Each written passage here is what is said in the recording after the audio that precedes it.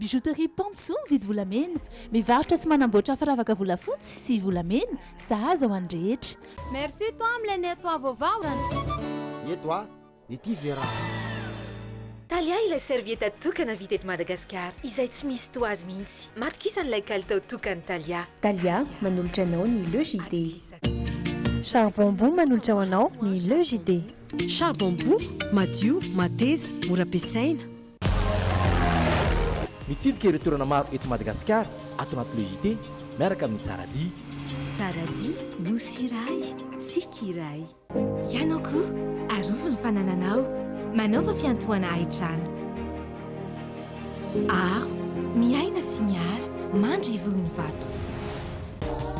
Ho tsara sy hanan-kalalana ianao miaraka amin'ny savony manitra Orchard. Orchard manolotra anao ny LEJD. Orchard, liberté et fraîcheur. Vidiny arivo ariary. Ikarepoka. Ankafiziny cheese balls miaraka amin'ny LEJD. Afa mihitsy ny fety miaraka amin'ny cheese balls.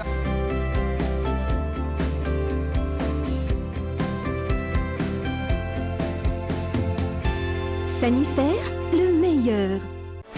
Jovena, Yarakam Baria. Jovena, source d'énergie. Miaraka amin'ny Softex, milamina beza, tsisy olana mihitsy. Softex, pour nous, est tellement nous. Ma safidiko numéro 1 malagasy manolotra ho anao.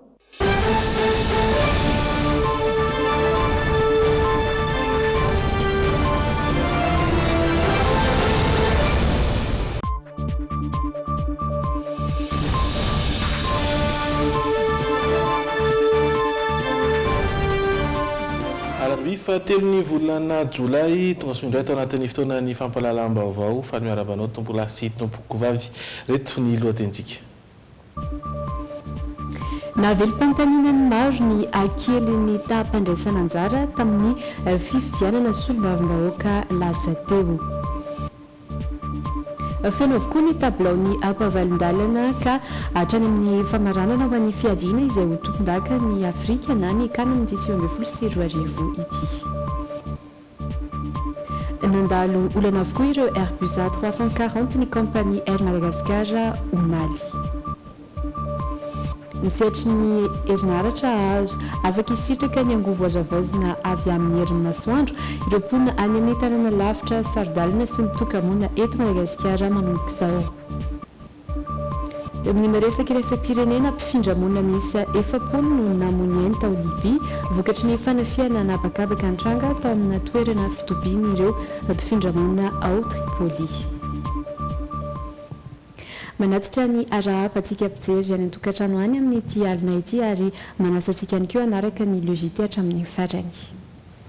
Mbola mianoka tanteraka ao anatin'ny baolina kitra isika dia ny kanina 2024 sy 2025 izany ka ao anatin'ny tapany faharoa ny LEJD dia nijery ny zanam-pandarana portrait isika mpakafy baolina kitra iray mpanohana ny Barea no anisany vahiny ao anatin'izany portrait izany izany koa ny zanam-pandarana tahaka ny insolite na ny hoy ianao izay ho arahina. Zao aloha dia androsanao ireo vaovao ireo izay miaraka amin'ny maresaka maro samihafa ihany koa.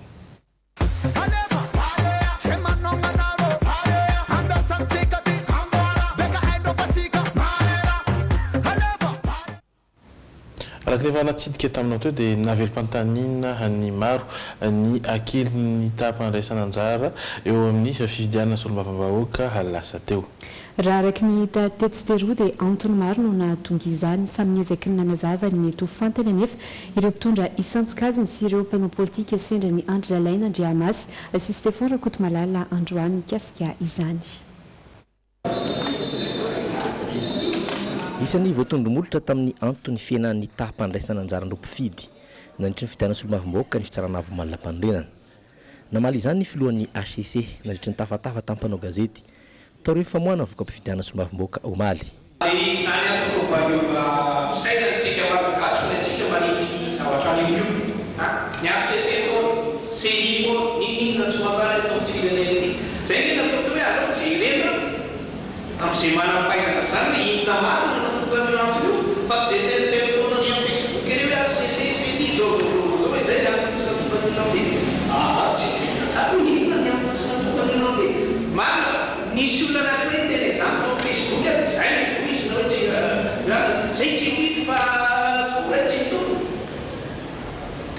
filopirenena zany veny ataonao anto tsy andehananao fity.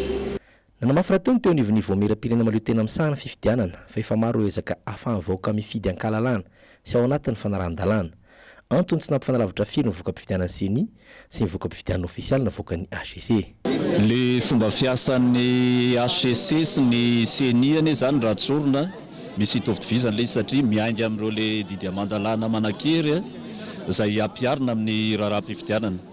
Ka raha toan'iny zany ny navoaka ny fitsarana avy lalam-panorenana dia ho an'ny CNI zany aloha ny dikan'izay dia manaja ny voalazan'ny fitsipy-dalao zany didy amandalàna manakery zany ny asa izay nataon'ny CNI. Na eo azy zany dia nametraka fepetrana ny tokotima omaly melohan'ny tanterana ny fifidianana izay ho ben'ny tanàna sy izay ho mpanolotsain'ny tanàna. Ny fifidianana rehetra no tany filoha-pirenena dia tsisy nahafapony zavatra nitranga rehetra no ny fisian'ny liste électorale tsy ara-dalàna zany. Ka amin'ity izay mitoraka ity zany ny antokotima moa sady efa antoko-panohatra amin'izao fotoana izao dia miteny fa aleo amboarina aloha liste mpifidianana io fa ao no nisiny zavatra tsy manjary rehetrarehetra izay mitranga. Ka ity tena hoe fifidianana teny fotony communal amboary aloha hatramin'ny seniora tsy maninona fa ny liste électorale io mila amboarina tanteraka zay vao miditra amin'izany fifidianana izany sika. Naovatra farany filohan'ny HCC omaly nitry ny lahateny ireo mpanao politika sy sombavim-bahoaka ny amin'ny tokony any an-tanana ireo vahoaka iverina olo-pirenena. Mavesatra ny hafatra natsipy filohan'ny fitsarana avo momba ny lalam-panorenana ho an'ireo solombavam-bahoaka izay olany sy voatendry omaly. Napatsahivina ny adidin'ny solombavam-bahoaka sy ny tokony ho lahara-pamehan'izy ireo mametina amintsika ny lahateny filohan'ny HCC omaly nandritra izany Irina Andriamalala sy Zora Andriatsalama. No voaboasan'ny filohan'ny HCC omaly nandritry ny lahateny taorian'ny fanambarana ny voka-pifidianana solombavam-bahoaka ny tokony ho andraikitry ny solombavam-bahoaka. Afatra voalohany nambaran'ny Jean-Éric Rakotoarso ny tokony anaovan'ny solombavam-bahoaka tatitra amin'ny vahoaka ny fidy taorian'ny fanambarana. Miantso amin'ny fandraisana andraikitry ny parlementaire noho izany ny filohan'ny HCC tokony andray lesona tamin'ny fidinan'ny tapandraisana anjara ihany koa ny mpitondra hoy izy. Nambarany fa misy ny tompona andraikitra afaka mandalina ny anton'izany. Tsy azo atao mody tsy hita ireo mpifidy betsaka tsy nandray anjara ireo. Mila fandiniana lalina. Misy ny manampaizana malagasy afaka mandalina izany araka ny fomba ara-tsiansa. Antenaina fa isy ny fikarohana momba izany ahafahantsika rehetra misintona lesona sy manarina ny tsy mety. Notsopiany teo anatin'ny lahateny fa manana didy goavana ireo solombavam-bahoaka voalany, ao ny famerenana ny asan'ny anteny miram-pirenena, ao ihany koa ny famerenana ny fitokisan'ny vahoaka ny olom-boafidy. Mila maneho ny fahavonona hiasa amin'ireo vahoaka ny fidy azy ihany koa ny solombavam-bahoaka. No marihana fa tokony tsy adinoana fa avy amin'ny vahoaka ny fahefana ary mananjo hahazo taberina andraikitra izy ireo. Aza mikipy ny maso fa jereo ny fahorim-bahoaka ny fijalian'ny kamboty sy ny manantena ary ny malahelo sy ny fadiranovana. Olo-pirenena tonga antsika reny iray raha amintsika reny. Izany rehetra zany dia takina aminareo faraky ny efa nolazaiko teto ombianombieny dia tonga ny fotoana famerenana ny fampiasana mpahabe maso ny asam-piandriana ny firenena. Fanalahidin'ny firindran'ny fiainam-pirenena ny fanajana ny lalàna ho hatrany izy. Noho izany, mila manaiky fehezana ary mitsinjo ny tombotsoa iomborana ireo solombavam-bahoaka teny ampamaranana nambarany fa tsy tokony ho didy hita ny fahorim-bahoaka. Fa androany ihany koa no izay fifidianana solombavam-bahoaka izay no nanambarany candidat ireo solombavam-bahoaka moa izany fa tsy candidat intsony izy ireo solombavam-bahoaka tsy miankina izany hoe ireo indépendant nanaovan'izy ireo fanambarana ny amin'ny fanohanan'izy ireo ny vina fampandrosoan'ny filohan'ny république Andry Rajoelina miisa 30 teo eo izy ireo no mivondrona ao anatin'ny groupe parlementaire ho an'izay solombavam-bahoaka tsy miankina izay. Avatsika aloha ny amin'iny fahejeriny baolina kitra indray isika feno avokoa mantsy ny tableau-ny lalao am-bavalindalana ka hatrany amin'ny famaranana ho an'ny fiadiana izay ho tompon-dakan'ny Afrika na ny CAN 2024. voalahatra ho an'ny léopard ny république démocratique ny Congo no hifanandrina amin'ny bary any Madagasikara ny aliady ariva ho avy izao araka ity fanadihadiana izay iarahana amin'ny andro lalaina Andriamasy Stéphane rakoto malala ity. Bareny Madagasikara ifandona amin'ny léopard ny république démocratique ny Congo ny alahady 7 Jolay ho avy izao anomboka amin'ny 7 ariva any amin'ny kianja Alexandrie. Isan'ireo lalao ampavalon-dala amin'ny fidina jotonakany Afrika na ny kanina sy amin'ny 10 ariva izany. Oenjana ihany no iandry faniva imasiny ekipany amin'ny ekipa isan'ny goavana ty Afrika ity. Tsy ivina fa efa fantsiva ambin'ny folo ny zao ny RDC nandray anjara tamin'ny kanina. Efa tompon-daka indroa ny taona 27 sy 4 ary efa nitanany larina fahatelo indroa mentona ihany koa ny taona 27 sy 2 hatramin'ny taona 13 no mankaty dia indroa ihany no resin'ny léopard teo amin'ny kanina nanoloan'ny Côte d'Ivoire ny taona 12 sy nanoloan'ny Ghana ny taona 17 na izany aza dia ratsy toerana léopard ny république démocratique ny Congo tamin'ity kanina sy 10 ity satria resindroa samy tamin'isa roa ohatra nanoloan'ny Ouganda sy Egypte nandreo fanitsana isam-bondrona. Navota ny fandreseny any Zimbabwe anisa 4 no aotra dia baka ambosiny ekipany no tonga larana fahatelo tao vondrona A. Itsankila dia nambary ho efa mianatra sy mikotrana mafy ho amin'ny lao ampavalon-dalana iny bare raha araka nambary Nicolas Dupuy mpanazatra. Alors aujourd'hui c'est une retour à l'entraînement. On a fait un peu de salle pour un petit décrassage, une remise à niveau physique et cardio. Androany nanomboka tamin'ny famerenana ny fanazarantena ara-batana, moraly sy tanjaka izahay. Ny tolakandro miaraka tamin'ny baolina ary amin'ny herinandro dia ikotrana indroa isanandro. Ikotranay mafy mikasika ny fiazonam-baolina, ampitomboana avroeny izany mba tsy azo mifanandrina aminay ny baolina. Hianatra hamono baolina ihany koa izahay. Marina fa baolina 5 tafiditray fa tokony betsaka noho izany, indrindra tamin'ny Burundi.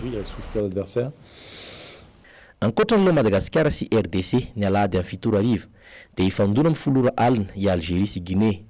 Toy izao ny fandaharan-dalao ampavalon-dalana hafa. Zoma 5 Jolay amin'ny 7 ariva Maroc ifandona amin'ny Benin, amin'ny 10 alina Ouganda ifampitana amin'ny Sénégal. Sabotsy 7 Jolay amin'ny 7 ariva Nigeria ihaona amin'ny Cameroun, amin'ny 10 alina Egypte ifampitana amin'ny Afrika Atsimo. Alatsinainy 9 Jolay amin'ny 7 ariva ny lalao Mali sy Côte d'Ivoire ary amin'ny 10 alina ny fihaonan'ny Ghana sy Tunisie. Izay no mahakasika an'iny ary ary sentokely ao anatin'ny dokam-barotra aloha isika iverina eto rehefa avy eo.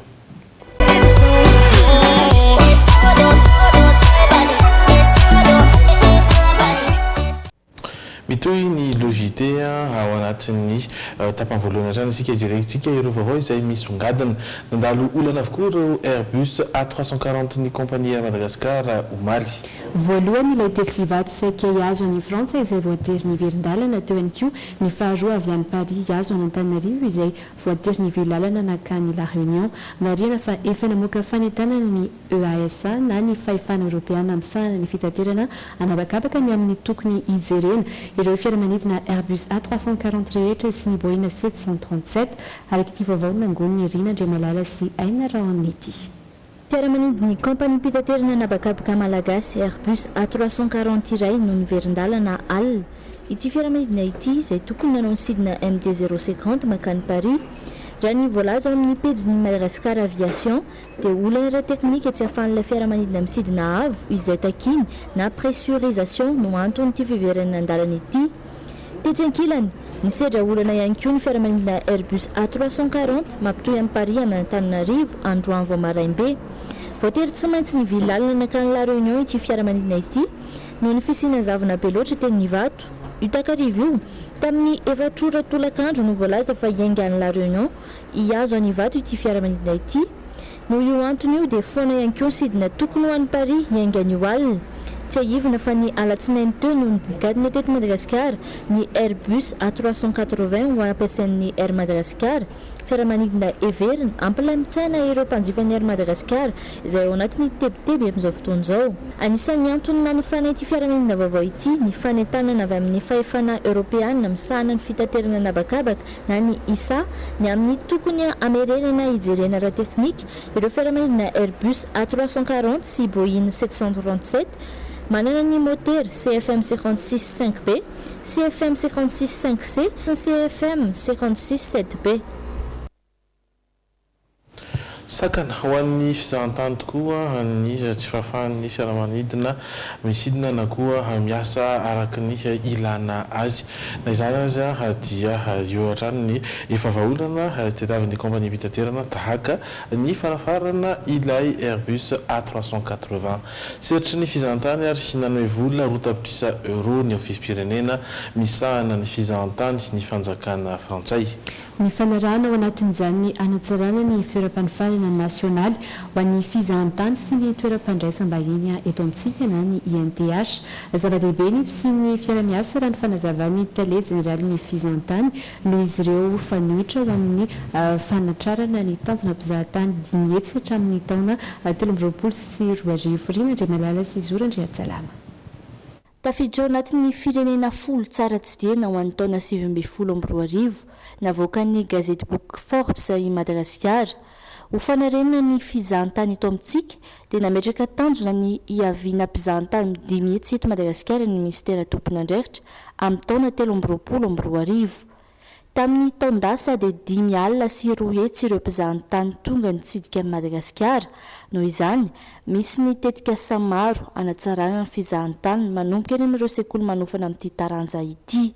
Ny fanenjehana tanjona amin'ny 2023 zay zany dia anisany satria ao anatin'ny mpisehatra amin'ny fizahantany na ny acteur de tourisme ireo olona mivoaka rehetrarehetra atao amin'ny INTH ka izay fanatsarana izay dia mifameno amin'ilay objectif hanenjehana ny 500 000 touristes. Hatreto mpizahantany frantsay, maorisianina, sinoa ary afrikanina tatsimo no tena maro anisa mitsidika Madagasikara. Miantoka ny 320 isanjaton'ny arikarena faobe ny tontolon'ny fizahantany. Maro ihany koa ny tetika sampiroboroboana ireo mpisehatra rehetra. Ny ONTM zany no manao ny plan rehetrarehetra dia misy le comité anankiray izay fonony ONTM, comité technique izy io. Dia ny comité technique io misy ny INTH dia tafiditra ao ny ONTM dia tafiditra ao le CHDTRC zany hoe fikambanan'ny mpisehatra rehetrarehetra, ao ny hôtely, ao ny tour opérateur, ao ny agence de voyage, ao ny guide. Dia ireo manao an'ilay comité izay amolavola an'ilay asa hatramin'ny voalohany ka hatramin'ny farany. Androany, nisy ny fifanaraha-piara-miasa teo amin'ny AFD sy ny ofisym-pirenena ho an'ny fizahantany nanome vola rotapitrisa euro na 20 miliara ariary ny fanjakana frantsay tamin'ny alalan'ny AFD amatsiana ny fanatsarana ny fitoeram-panofanana nasionaly ho an'ny fizahantany sy ny toeram-pandraisam-bahiny. Tetikasa mandritry ny 5 taona no iarahana miasa ao anatin'izany. Namaranao tao anatin'ny lohatenim-baovao teo ihany koa fa afaka hisitraka ny angovo azavaozina azo avy amin'ny herin'ny masoandro ireo mponina any amin'ny tanàna lavitra sarodalana sy mitoka-monina eto Madagasikara. Vehivavy zato isa-taona no vinavinaina ampiofanina mikasika izany mandra-pahatonga ny taona 2020.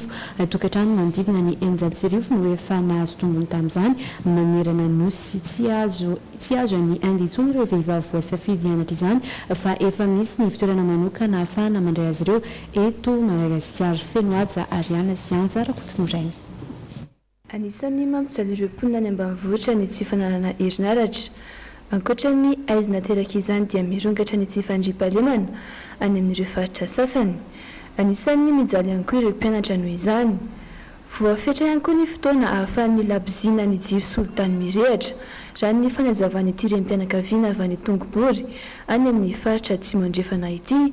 Ny olana aminay zany amin'ny taninay maheky ankodahoda ratsy lalana tsy mazava fa maheky tsy afaka misany anagnayagny zany. Lafo satria baka titoliara vao mandeha agny magnarama tomobily magnarama ino le lafo be ny viliny. Mandany raialy sy 7 isa-mbolana zahay. Anisan'ireo vehivavy 7 nandalo fiofanana tany Inde nanomboka ny taona 2020 kosa ity rem-pianakaviana manaraka iray ity. Mitraikefa-ny rasy ny tany an-toerana dia nahafahany nampandroso ny fokotany misy azy any amin'ny distrikan'ny Fandrina Fianaratsoa. Manana anjara toerana lehibe eo amin'ny fampandrosoana ny fiarahamonina noho izany izy. Tokantrano 200 mahery eo ny ao amin'ny fokotany misy anay no nahazo an'io fahasoavana be hazavana avy amin'ny herin'ny masoandro dia ny vokany zany dia afaka mianatra tsara ny ankizy amin'ny alina dia afaka mandrary koa ny vehivavy afaka mikarama amin'ny alina manao ny rary mpianatra afaka mianatra ny lesona. Anisan'ireo mpampianatra ampiofana ireo mpianatra 12 mirahavavy avy amin'ny faritra Diana atsimo andrefana sy Vakinankaratra izy. Eto amin'ny commune ambanivohitra tsy afa-javona faritra Vakinankaratra no misy ity sekoly vaovao natao an'ireo renim-pianakaviana vonona andoany vady aman-janany mba ho tombotsoa an'ny fianakaviana sy ny fiarahamonina. Olana sedran'ny mponina antaonany maro ny tsy fisihana herinaratra manazava ny tanàna sy ny tokantranon'ny mponina. Manodidina ny 524 eto tsy afa-javona mivondrona ao anaty fokontany 120. Fa miofana izy efa manomboka manamboatra an'ilay fitaovana izay ho apetrany any amin'ny tanàna. Dia efa miverina izy mitondra fitaovana madinidinika sy ny rehetrarehetra dia apetraka izany ilay fitaovana rehetrarehetra ny mitokantrano sy amin'ilay trano jiro amin'ny tanàna. Dia izay ilay izy fa tsy hoe miofana dia avy eo tsy hita hoe atao ahoana ilay fiofana fa miofana izy dia manao pratika. Ilay pratikany izany ilay hoe mametraka an'ilay système ho atokantrano tsirairay sy ho an'ilay trano jiro dia mikojakoja an'ireny mba haharitra.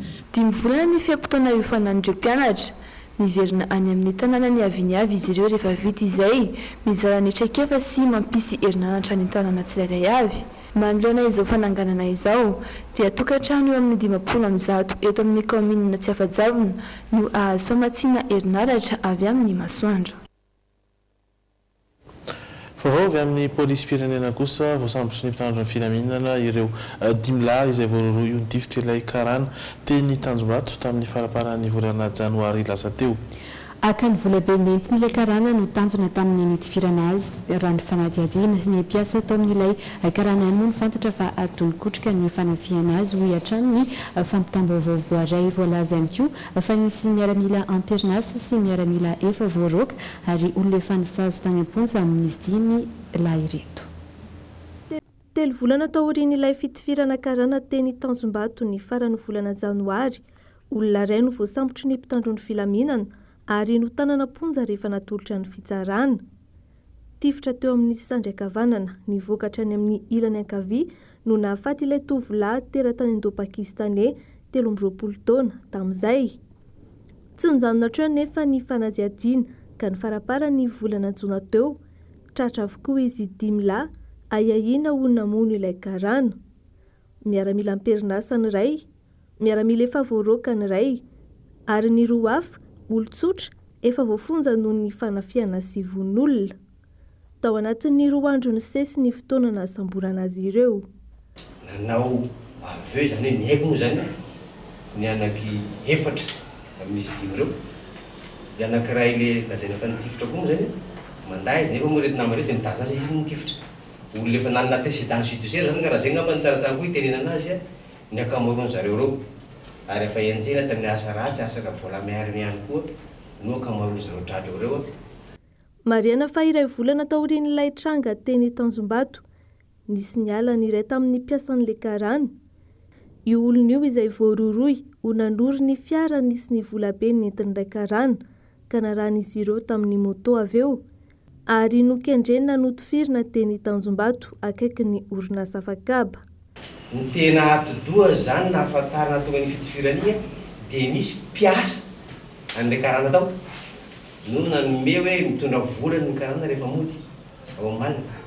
Dia zay zany no ny antony nanaovana ny fitifirania zany akan'ilay vola ao anatin'ilay malina. Kanjo moa tamin'izay fotoana zay rehefa nanao ny fisakanana tamin'ny moto manao kolote le jolary eo dia akan'ilay vola tao anaty malina tsy nizany ilay karana fa nialan'ilay moto saka dia nitifitra zareo.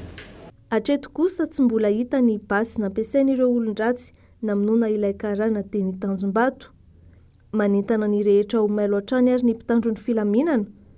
Amafisin'izy ireo ihany koa ankilan'izay ny antso ho an'ny olon-tsotra tsy salasala amin'ny fampitam-baovao izay manampy betsaka ny mpitandro ny filaminana amin'ny fanatanteran'izy ireo ny asany.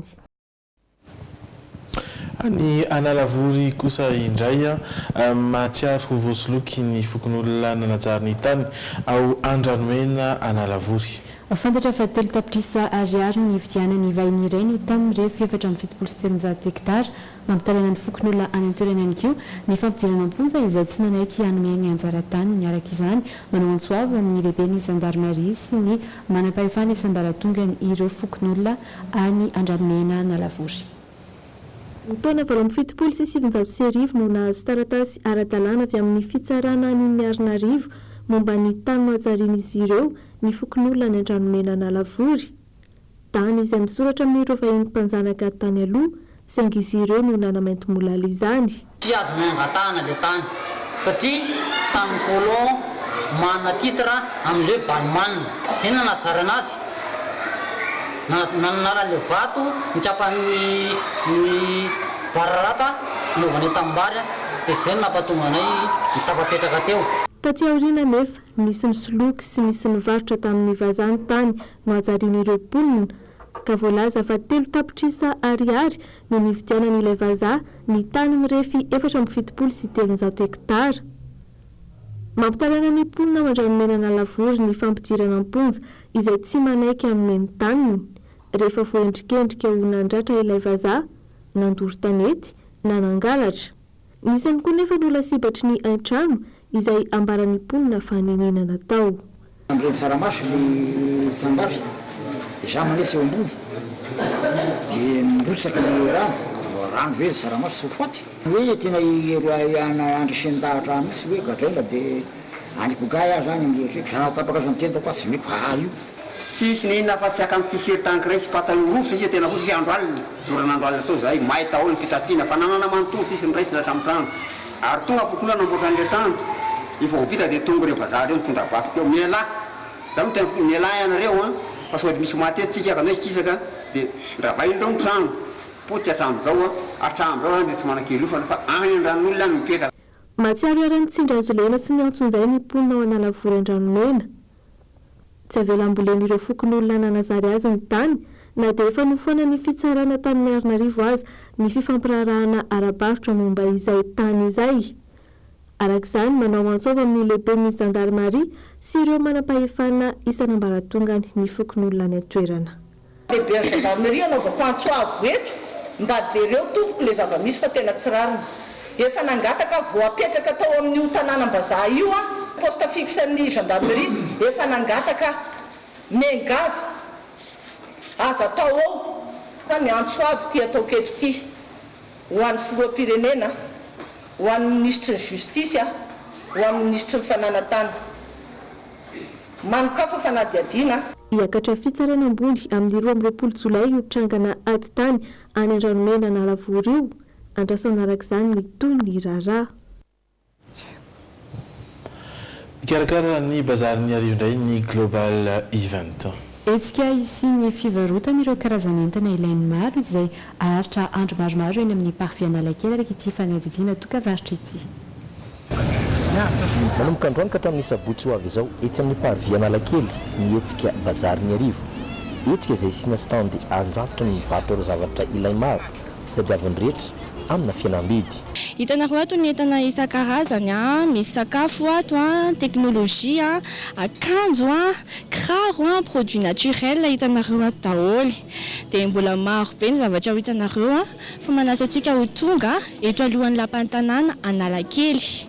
Misy karazana fianambidy, misy tolotra BDP, afaka miady varotra ny tianao ianao fa afaka resahana daholo ireo mpivarotra rehetrarehetra ireo. Tsisy fidirana, tsisy vidim-pidirana, afaka mitsidika daholo na ndehandeha hijery fotsiny arany tongava mahafinaritra be aty. Samy mezaka manao ny fianambidiny tokoa ireo mpivarotra tazanay tetsy amin'ny parvy Analakely androany.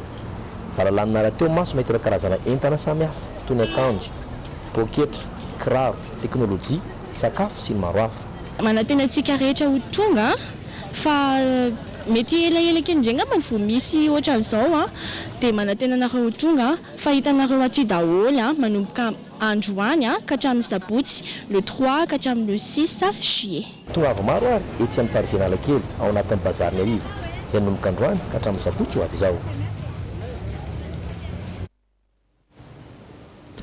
Any ivelan'ny mpifindra-monina miisa 7 no namoiny ainy vokatry ny fanafiana anabakabaka ny tranga tao amina toerana fitobin'ireo mpifindra-monina ao Libia. Voalaza ho tompon'antoka tamin'ity fanafiana ity ny miaramila ny Khalifa Haftar izay nanao ny fomba rehetra ifehezana ny Tripoli tato anaty ny 3 volana izao raha tsy ahivina. Marina fa tsy nitsahatra nanao toivakana ireo fanamelohan'ny iraisam-pirenena nanoloana ity zavan-dranga tao Libia ity. L'attaque a suscité de vives... Toerana fitobiany ireo mpifindra-monina tsy lavitra ny Tripoli renivohitry Libia no niara-ny fanafiana anabakabaka. Mpifindra-monina miisa 7 no fantatra fa namoiny ainy ary mahery ny 7 kosa ireo naratra mafy. Ahina mbola hiakatra araka izany io salan'izy io raha nitatitry ny mpitondra teny ireo mpamonjy voiny. Voalaza ho tompon'antoka tamin'ity fanafiana ity no miaramila ny Khalifa Haftar izay nanao ny fomba rehetra ifehezana ny Tripoli tato anaty ny 3 volana izao. Ny gouvernementany firaisam-pirenena eto an-toerana mihitsy no niapangy ireto farany ny konokonona ary nikendry ny fanafiana ny foibe toerana ireo mpifindra-monina teto Libia iny. Ny aya fatratra ny nanoloana ny zavan-tranga teto Libia iny moa ny komisiona ambony misahana ny mpifindra-monina izay nanao fanambarana mafonja. Tsy tokony hogiazana izy ireo ny mpifindra-monina sy ny mpitsopony elana ary tsy tokony holasibatra amina fanafiana toy izao ny olon-tsotra. Farany, Libia dia firenena tsy tokony handefasana mpifindra-monina na mpitsopony elana mihitsy. Marina fa tsy nitsahatra nanao toivakana ireo fanamelohan'ny iraisam-pirenena nanoloana ity zavan-tranga teto Libia ity. Ao Nigeria kosa indray ny trangana loza ampifamoivoizana tany an-toerana camion citerne mpitatitra solika no nivadika rehefa niala lavaka ka nifohana fiara tsy mataho-dalana iray ka antony napoaka azy. Vokany moa olona 570 no maty ary mahery ny 10 kosa ireo naratra vokatry ny fahamaizana. Naneo ny fiara-miora ary nampahery ny fianakavian'ireo niaram-boina avy hatrany moa ny filoha nigeriana Ravantany Vaomare ity loza ity.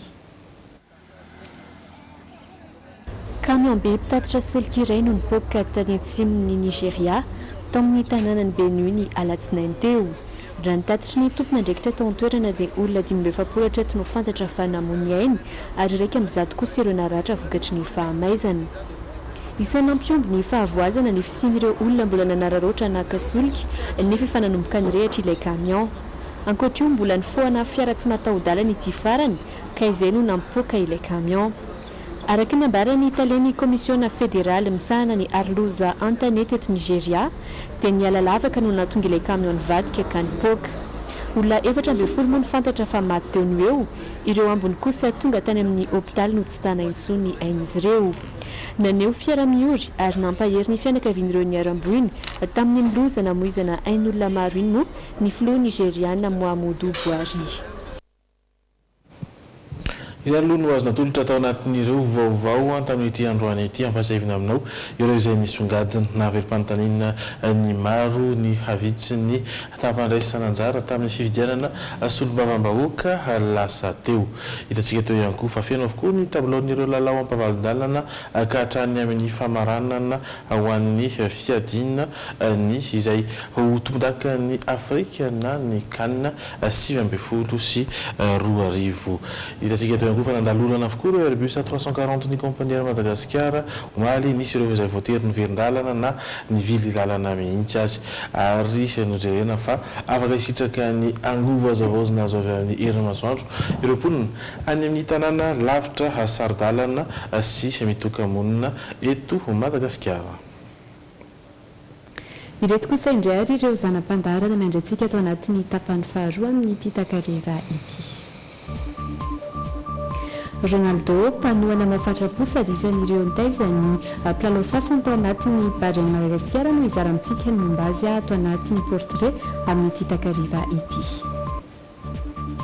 Firitaona ny arona plastika na sachet iray no levona izay kosa ny fanontaniana petraka tato anatin'ny oyanao. Ary anatin'ny hafakely no anarantsika vehivavy iray izay mihefitena ho toy ny sary bakoly fa isety vetivety ato anatin'ireto dokam-barotra vitsy ireto isika dia miverina eto indray.